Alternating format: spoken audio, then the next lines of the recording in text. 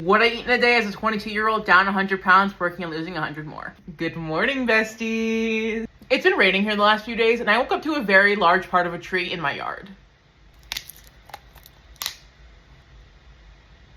For breakfast, I made a 3-egg omelet with some cheese and guacamole.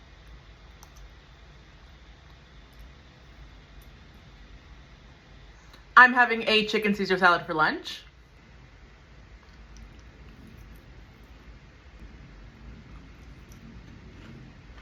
For dinner, I'm gonna have a pasta skillet with carrots, broccoli, chicken, and pasta.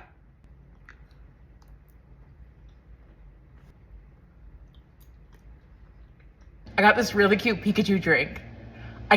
And he's decapitated. Rest in peace, Pikachu. See you tomorrow, besties.